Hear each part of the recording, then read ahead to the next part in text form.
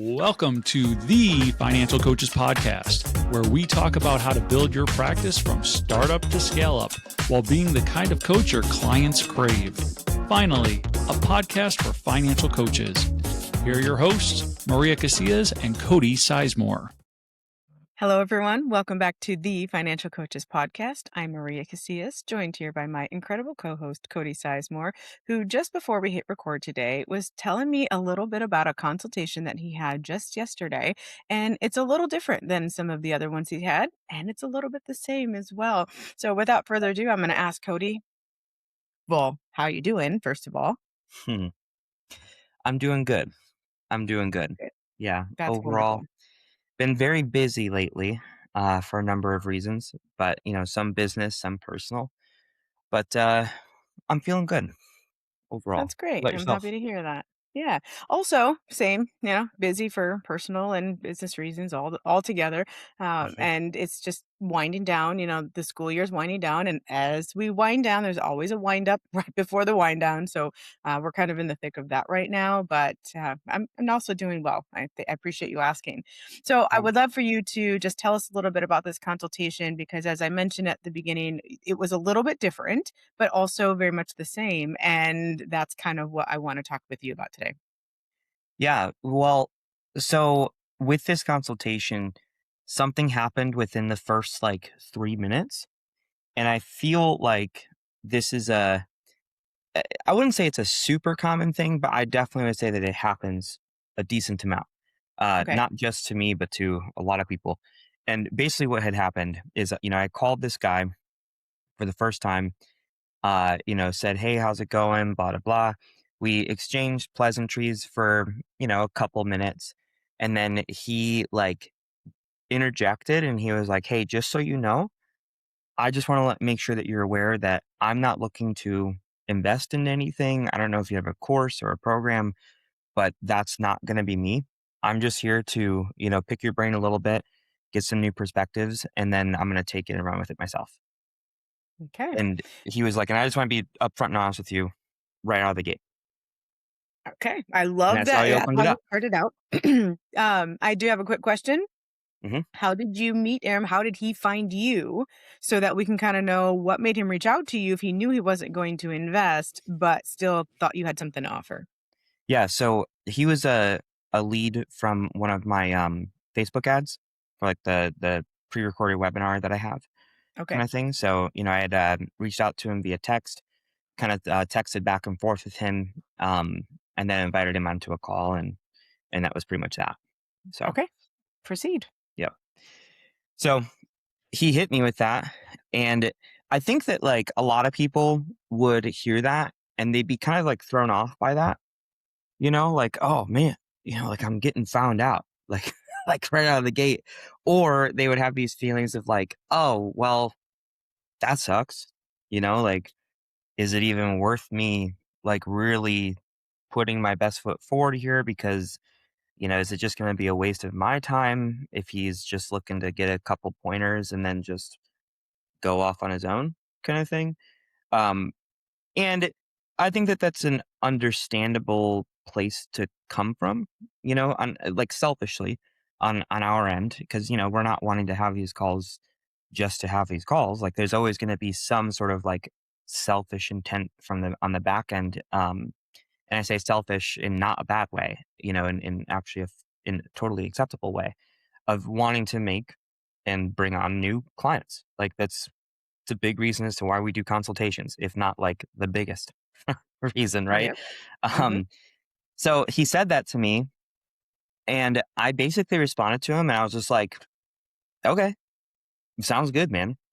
And I basically just like took a few minutes just to explain to him. I was like, "Just so you know, that's not really why I'm here. Like, of course, like for people who are interested in that, like, yeah, I'm more than happy to talk about that. But even if it's something to where like we spend a couple hours together, I kind of go through your situation with you, um, and I give you some feedback, and that's it. Then that's fine with me. Just so you know." But then I did plant a seed in his brain to where I said, "However, if after we go through everything and you do feel like there's a shift and you do see value in it, let me know. We can definitely talk about it, but no pressure. And that's basically how I handled it initially. And Mhm. he was like, cool, that sounds good. And I was like, great. And then we just went on business as usual, you know?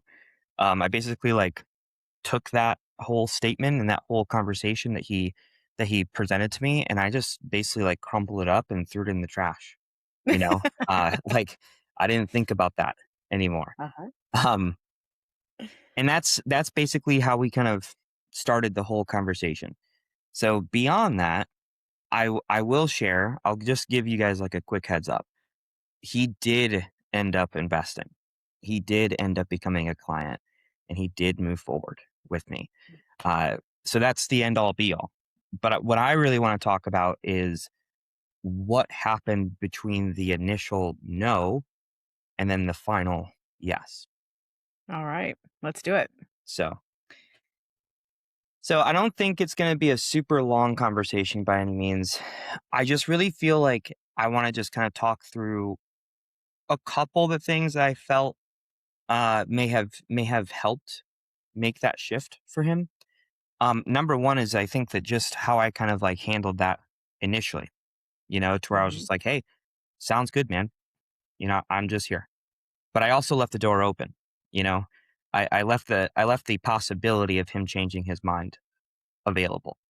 And Yeah. I did plant that seed.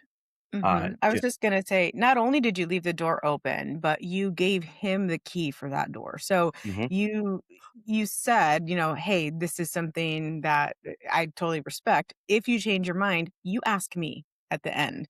hmm And I know we haven't heard the end yet, at least the part right before the end. So I don't know if it was him who truly asked you or if you then re-brought it up. But just the fact that you said, "You get to do this. I'm empowering you to make that decision and I'm not going to pressure you." I think that probably took off some of that, you know, scammy, yucky, salesy type from you. hmm And I'm sure that that's probably one of the things that he was guarding himself against. hmm hmm Absolutely. Yep. And I think another big thing too is that like the more that I started to talk to him, because the way I kind of handle my consultations, we've talked about this many times, is I go through their numbers first, and then I ask them a couple questions like, hey, how does everything that you're dealing with make you feel, you know, Mhm, and then also what do you feel is kind of holding you back the most, mhm, kind of thing, and then mhm. I take those answers to those two questions and I dig deeper, right? And Yep. the more and more that I talk to him, the more I realized that he is a analytical person, very analytical person. And he shared like, you know, these spreadsheets that he has with me and like they were like super, super detailed, like more detailed than they should have been kind of thing, Mhm, which mhm, was actually part of the problem. Um, and then uh, one thing I also realized about him is that he's also very driven as well because he was throwing like these big names out, you know, of like people in the business space or people in the finance space or whatever it might be. Names that the typical person probably wouldn't know unless okay. you're like actively searching and actively trying to learn about business and finance kind of thing. Why did he throw those names out, just out of curiosity? He was explaining, you know, basically his, excuse me, his viewpoints on certain things and things that he's tried in the Got it. past and stuff like that. Okay. Um, and you know, that's kind of where it all stemmed from. So, Okay. um, so that's one thing I kind of picked up from him, and I had to kind of realize that like the structure of things that he had wasn't actually that bad at all. It could have used a couple updates for sure, Mhm, but mhm, his big issue was actually his relationship with money and how he mhm. felt around it and how he thought around it.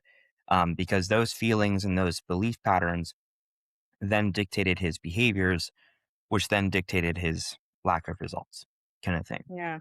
So to So me, I saw that there was basically two areas that I could go into. One would be the numbers and the analytical side, and the other one being um, the relationship with money.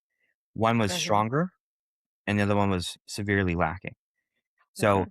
what I had done and what I kind of like formulated in my brain is I was like, okay, I'm going to speak in his language first, and I'm going to like, really hone in on what he's looking for. Mhm. And then from there, so basically give him what he wants, right? Mhm. And then from there, I'm going to shift focus into what I feel he probably really needs Mhm. from there.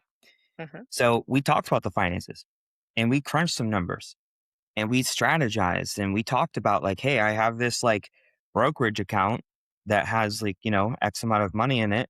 And I also have this debt over here that's charging me this. And I don't really know what to do with this brokerage account. And I have it, but why do I have it? I don't know. you know? So we kind of talked Mhm. through some options and blah, blah, blah. Basically, he had a he had a business credit card that had like 10 grand on it. And it was a 0% credit card. The 0% was ending in like 2 weeks. So he was going to Mhm. get hit with like 27% interest and all this kinds of stuff. And, we basically talked through options and I was like, well, why don't you pull out that brokerage account that's, only earning you 7% right now. Um, and then just pay off this credit card so that you avoid the 27% in interest. Plus, this credit card is for a business that you're not really like seeing a lot from. So Mm. I think that mentally, just having that off of your back is going to feel a lot better. And he was like, dude, I never actually really thought about doing that. But the more and more I think about it, the more I really like it because I'm going to be Mm. avoiding the interest. I don't want to have to think about this $10,000 credit card for a business that really hasn't been doing anything for me. It's just going to feel so much better. And I was like, cool, Mhm. man. You want to do that right now? And he was like right now? And I was like, yeah.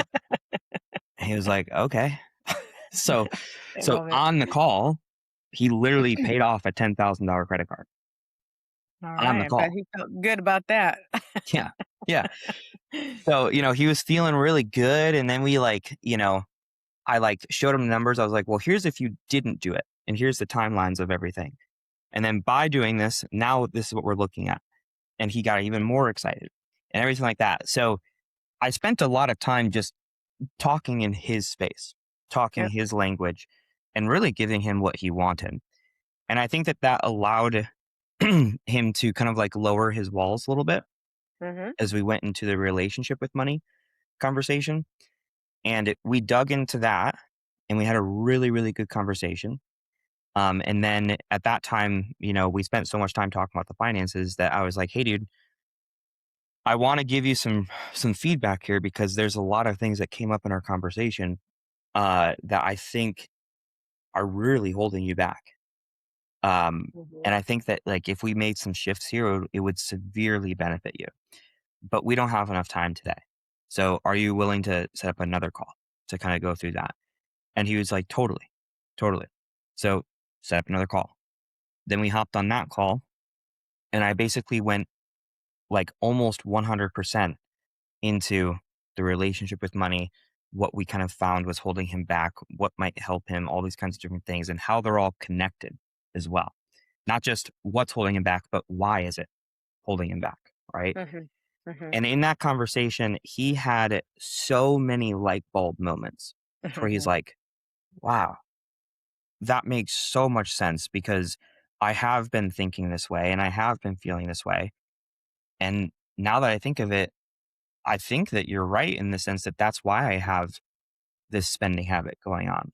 And it's not even just what I'm spending it on, it's why I'm spending it kind of thing. Mhm. And that's definitely the reason why I'm not seeing this surplus because on paper I should be. And I'm like, I know, you Mhm. know?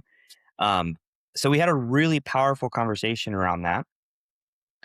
And basically when everything was said and done, I did like a recap for him on the numbers and the timelines and the things that I felt were missing, the things I felt would serve him and all that kinds of stuff. And he was really fired up. And then, I asked him for his feedback. He gave me it. And then I said, awesome, man. And basically what his feedback was is that he was like, I'm realizing that I can't be focusing so much on just the numbers. And I really do need to dig deeper and I need to figure out what's going on internally. And he literally said, and I quote, I think that that's the key. And I was like, yes, yes. And then he said, but my issue is that I know that I'm going to have a hard time figuring that out on my own because I'm such an analytical person. And I said, interesting. So what do you think your next step is? I love that. Just so you know. And then he said, well, how can you help? And I said, and I called him out and I said, weren't you the guy that told me that you weren't looking to invest in anything and you're just looking to get some perspectives? And he laughed and he goes, yeah, yep, I know, but man, we just had some really great conversations. This has not felt salesy at all. Like I've actually learned a lot from you. You know, I've even paid off 10 grand of credit card debt with you, Mhm, you know, like, mhm, so this just feels like unlike any other program or course that I've had these conversations with. And I feel like it's something that's going to really help me. And I was like, awesome. So he's literally selling himself right mhm, now, mhm. you know? Yep. Um, and then from there, I just went into everything. I unpacked the program. I told him about the structure, what we're going to be doing, what he's going to be getting, all that kinds of stuff. Um, and then, you know, he was like, everything sounds great, but I'm still waiting for the ask. And I said, ah, yes, the elephant in the room, the moment that you've been waiting for. And then I unpacked that. And, you know, he basically was like, I went through everything. He said, I actually am a little bit surprised that it's not more. He's like, this is actually a really good value, I feel. He did say that because he's a very analytical person, that he just wants a day to think through things, a day to talk to his wife about it, a day to do this, a day to do that. And I Mhm, expressed to him, I said, hey, you know, I'm not going to be the type of guy that's going to pressure you into anything. I think that you've picked up on that throughout our entire conversations that we've had. And he said, yeah, I have. And I said, and the reason I don't want to pressure anyone is because, you know, obviously this investment is not what's important to me. It's our relationship, which we've been working on this entire time. And he was like, I totally see that. Totally get it. And I was like, cool. So with that, I want to be able to respect you and give you that kind of respect if you absolutely do feel like you want that space. However, I will encourage you to potentially make a decision today because at least in my experience, I have given people that respect in the past. And it's not like most people don't move forward, but I would say like maybe like 60% of people don't move forward because of like a fear-based emotion or they think about all the things that could go wrong or if they can't do it or all that kinds of stuff. And it becomes a disservice because then they just don't move forward and they stay stuck with what they've been doing. And he was like, yeah, I totally get that. I totally get that. And I appreciate you sharing that. But I still feel like I just need that one day just to cross my T's, dot my I's, all that kinds of stuff. And I said, cool. Sounds good, man. So I gave him a day and then we hopped on the phone yesterday for 15 minutes. And he basically was just like, hey, man, let's do it. So I collected payment, sent over the agreement. He sent it right back, probably within 5 minutes. mhm. And we're starting tomorrow. That's incredible. I love that. With your permission, I know you didn't want this to be very long today, but I do have a couple of things I'd like to highlight because I don't know, excuse me, our listeners today, they could be our every weekers or they could be people who are tuning in for the first time. And you threw out a lot of not jargon, but a lot of words that we use here on the podcast often that Hmm. we're not really defining for them. And I just kind of want to allow them to know what in the world you're talking about. So one Sure. example is like the relationship with money. And you mentioned that he had some that was one of his big things, and he had certain thoughts about money and such. And I'm just wondering, for the sake of our listeners, we don't need to define all of that right now, but if you could just give one example off the top of your head, what was one thing, like a thought around money that was absolutely keeping him stuck, that kind of led to one of those light bulb moments that you mentioned? Yeah. So, like I had mentioned, he's a very driven person and he has Hmm. a really big vision for his life. And part of that big vision is just being able to like share experiences with his family, travel, um, spend more time with his family, stuff like that. Hmm. Because of the current state of his finances, he had felt like reaching that point and being able to do those things that he actually wanted to do was out of reach, right? So because of that, he was almost like compensating or looking for a sense of control. Because of that compensation or that sense of control that he was trying to get, he then just started spending on all these little things, you Mm. know, snacks, skateboards, um, like whatever it might be. Just little things to make his family happy, but then really to have him feel good about himself. Because, when he buys these things for his family, they're, happy and they are enthusiastic about it and all this kinds of stuff. And it made him feel a little bit better about what he was doing as the provider, right? Because Mm. his wife is a stay-at-home mom. Mhm. So he's a sole provider, and for a man, being able to provide for the family is a huge deal. So when he was feeling like he was lacking in the big vision, he was trying to supplement in the day to day. Mhm. But that day to day was actually keeping him away From the from the big big one. vision kind of Yep, thing. yep, absolutely. Okay, so I appreciate that. I'd also just like to highlight the fact that I think one of the reasons that this was so natural for you, and I use that word on purpose, not easy, but it has become a little bit more natural for you because you're doing this so often. I mean, I know you and I have chatted and, at any given time you'll have, 30 to 40 clients on your roster, which means that you had a bajillion consultations in order to get those 30 to 40 clients. Mhm, And so this is something that you've done on repeat over and over again for a decent amount of time. mhm, And so because of not just the practice that you've had, but also the results that you've gotten over the time for those clients, gives you a confidence that it's okay if somebody says, I'm not going to invest.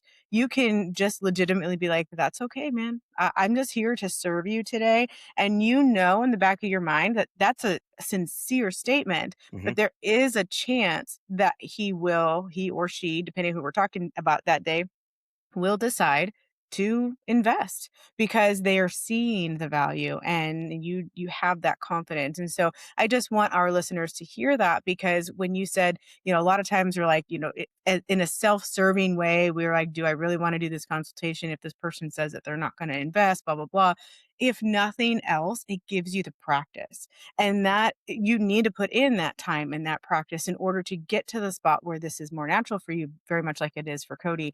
And so even if somebody says that at the beginning, and maybe it's true and maybe you don't handle it as beautifully as Cody did in this one, still do the consultation because it gives you practice. And the other side of that is, if you mess up a little bit and they don't invest in you, oh, well, they said they weren't going to in the first place anyway, so at least you've used their time. I mean, if you think about it, it's like, to go out and find somebody to practice with is really difficult because people are busy, right? Like, no mhm, one wants to sit and be your guinea pig. So if this person comes to you and says, "Hey, I'm not going to invest, but I'm looking for some help," perfect. Now you have been able to find someone who will sit as guinea pig for you. Just reframe it, and now it's a positive for you. mhm. So those were a couple of the things that I wanted to highlight as you were talking. And on top of that too, even if he didn't move forward and invest and he had a good experience, well, he knows people as well, Right, right. so it's very possible that next week he talked to a friend and, they kind of like were talking about money and then he goes, "Hey, like I actually just talked to this guy that was awesome. He spent a couple Mhm. hours with me, didn't ask me for anything, um, and it was really helpful. Here's his number." kind of thing, you know? So Yeah. even something like that, like that's not a guaranteed thing, but there's a chance that that happens. So yeah. Yeah. Yep. Absolutely. Well, Cody, I appreciate you bringing this to our audience today. As always, there's something to glean from other people's experiences. And I think that what you did was a beautiful, I don't know, a textbook response to how this could have played out. And it worked out in your favor and in the favor of your client, because I know he's going to get immense value from working with you. Mm, hmm. Yeah, absolutely. I mean, I'm really excited for him. I think he's going to do great. Um, so parting message for all the listeners: if you've ever been met with that type of statement right out of the gate, or in the future, if you ever get met with that, don't shy away from it. You know, leave that door open. Do what you do your best, and who knows, it might work out in the end. So, Absolutely. Thank you guys so much for tuning in today to the Financial Coaches Podcast. We'll look forward to seeing you next week for another episode. See you then. Thank you for listening to the Financial Coaches Podcast, brought to you by New Money Habits and Sizemore Financial Coaching. Submit your questions to our hosts by emailing podcast@newmoneyhabits.com. Be sure to subscribe to be notified of future episodes and join our growing group of like-minded coaches on Facebook. And until next time, happy coaching.